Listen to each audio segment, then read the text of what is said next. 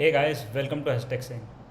अगर आपने अब तक द फैमिली मैन सीज़न 2 नहीं देखा है तो इस वीडियो को यहीं पॉज करके आप सबसे पहले सीज़न 2 देख के आइए, क्योंकि इस वीडियो के अंदर स्पॉयलर्स है जो आपका व्यूइंग एक्सपीरियंस ख़राब कर सकते हैं। तो फैमिली मैन सीज़न 1 के एंड में आपने देखा था कि ओरियन इंडस्ट्रीज़ के अंदर कैसे गैस लीक हो गया था, और ये सीज़न एक क्लिफ हैंगर के ऊपर ख़त्म होता है। सीज़न 2 के पहले एपिसोड में दिखाया जाता है कि कैसे ओरियन इंडस्ट्रीज़ के फियास्को से मिलिंद और जोया बाल बाल बच के निकलते हैं। ऑल दो दे आर बैडली इंजर्ड, मगर फिर भी उन दोनों की जान बच जाती है। मगर क्योंकि ये मिशन पूरी तरीके से सक्सेसफुल नहीं हो पाया था, श्रीकांत तिवारी अपना जो टास्क का जॉब है वो छोड़ देता है और वो एक कॉरपोरेट जॉब ज्वाइन कर लेता है एक आईटी फर्म के अंदर। अभी उस आईटी फर्म का बॉस इतना इरिटेटिंग है, श्रीकांत से छोटा है वो, लेकिन वो फिर भी बहुत बड़े बड़े ज्ञान देता है। और फाइनली इरिटेट होके श्रीकांत वो आईटी फर्म का जॉब जब छोड़ता है तब वो सीन देखने वाला, जिस तरीके से वो अपने बॉस की बैंड बजाता है, वो तो एकदम ज़बरदस्त सीन है। दूसरे साइड में एक नया टेंशन डेवलप होता है। इंडिया और श्रीलंका के बीच में बायलैटरल टॉक्स होने वाले हैं बिटवीन बोथ द पीएम्स, और उसको टारगेट कर रहा है एक श्रीलंकन तमिल रेबल ग्रुप, जिसको तीन लोग जो है हेड करते हैं। सबसे पहले है भास्करन, फिर है दीपन, और जो थर्ड मेंबर है वो है सुब्बू। ये मूवमेंट पिछले 30 साल से चल रही होती है। एंड भास्करन और दीपन लंदन से ऑपरेट करते हैं, जबकि सुब्बू नॉर्थ श्रीलंका में ऑपरेट करता है। मगर श्रीलंकन गवर्नमेंट की इंटरफेरेंस के कारण सुब्बू को श्रीलंका से भागना पड़ता है और वो इंडिया में पनाह लेता है, तमिलनाडु के चेन्नई में। जैसे ही मेजर समीर, जो कि एक आईएसआई एजेंट है, आपने सीज़न 1 में देखा होगा, उसे पता चलता है कि सुब्बू चेन्नई में है। वो कुछ ऐसा प्लान करता है जिसके कारण जो भास्करन है वो सुब्बू की मौत का ज़िम्मेदार इंडियन गवर्नमेंट को मानता है, और अब वो इंडियन गवर्नमेंट से बदला लेना चाहता है। तो इस बदले का फ़ायदा उठा के मेजर समीर भास्करन के साथ में हाथ मिलाता है, और दोनों ISI and Sri Lankan rebel group मिलके इंडिया के अंदर ये हो रहा जो बायलैटरल टॉक है उसके ऊपर अटैक करने का प्लान बनाते हैं। तो ये प्लान कुछ ऐसा होता है कि भास्करन का राइट हैंड जो इंडिया में है सेल्वा, वो अपने एक कमांडो कम पायलट यानी कि राजी, जिसे वो हमेशा हैंडल करता है, उसको एक सुसाइड मिशन पे भेजेगा, जिसके अंदर एक प्लेन को ये उस बिल्डिंग से क्रैश करेंगे जहाँ पे बायलैटरल टॉक्स होने वाले हैं चेन्नई के अंदर।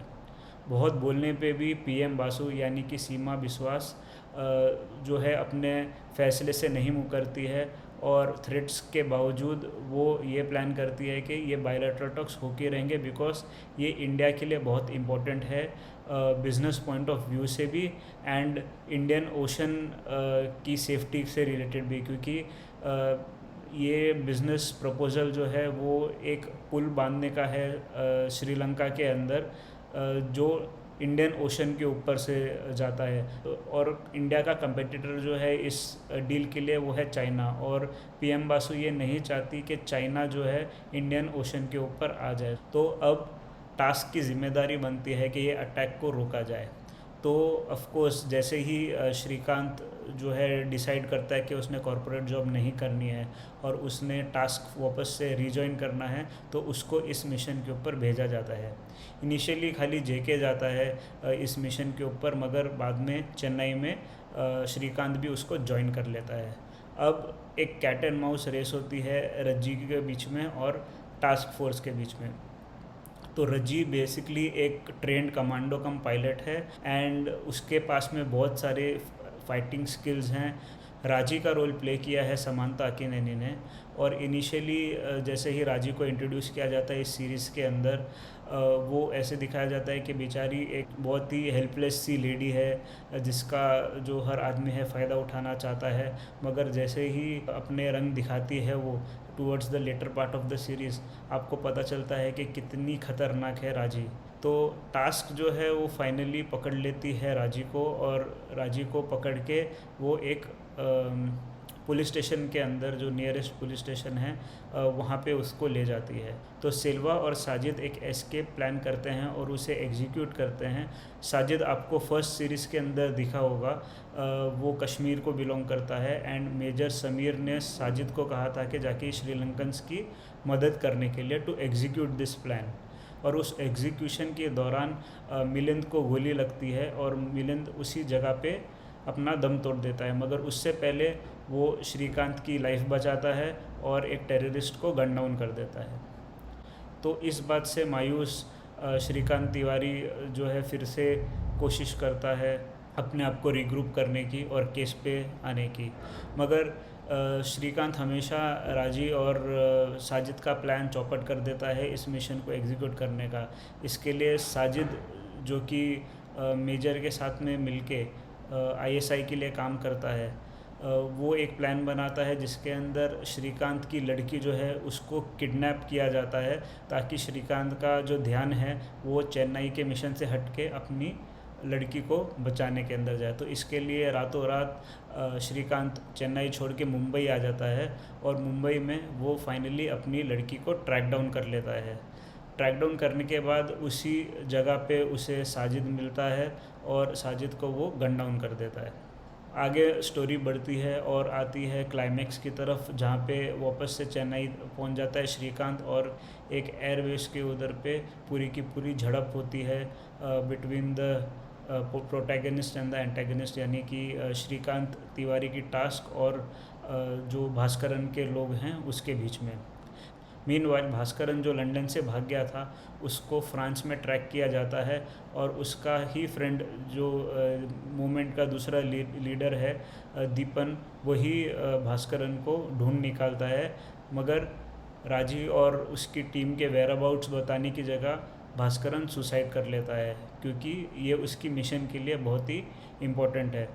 दूसरी तरफ श्रीकांत तब तक सिल्वा को ढेर कर देता है और राजी का पीछा करता है। मीनवाइल राजी एक बाइक के ऊपर जो है एस्केप करती है और सीधा जाके प्लेन के अंदर बैठती है और उसे उड़ाने की कोशिश करती है।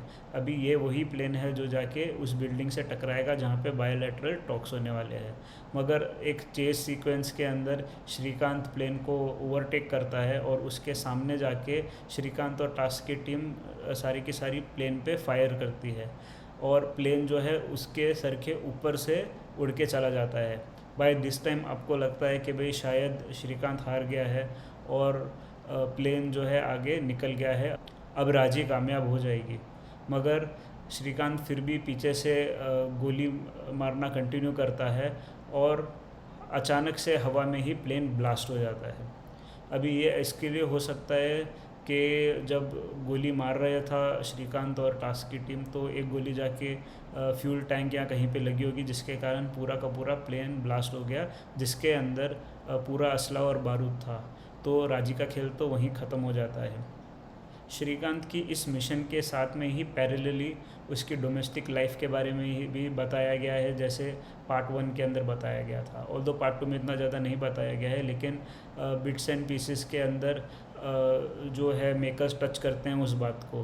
तो स्टार्टिंग में दोनों मियाँ और बीवी के अंदर झगड़ा होता है और उनका तनाव जो है पूरे के पूरे सीरियस के थ्रू रहता है, और एंड में जाके फाइनली सूची यानी कि प्रियामणि ये बात बताने वाली होती है श्रीकांत को कि उसमें और अरविंद में यानी कि शरद केलकर के अंदर क्या हुआ था लोनावाला की रात में, और उससे पहले ही ये सीरीज़ जो है ख़त्म हो जाती है। तो ये सीज़न 2 का ओरिजिनल एंडिंग है, लेकिन क्योंकि जैसे आपको पता है कि ये वेब सीरीज़ रिलीज़ होने वाली थी फरवरी में, मगर वो डिले होके जून के अंदर रिलीज़ हुई बिकॉज ऑफ फ्यू कंट्रोवर्सीज। मगर जो मेकर्स है उन्होंने बहुत ही स्मार्ट खेल खेला है।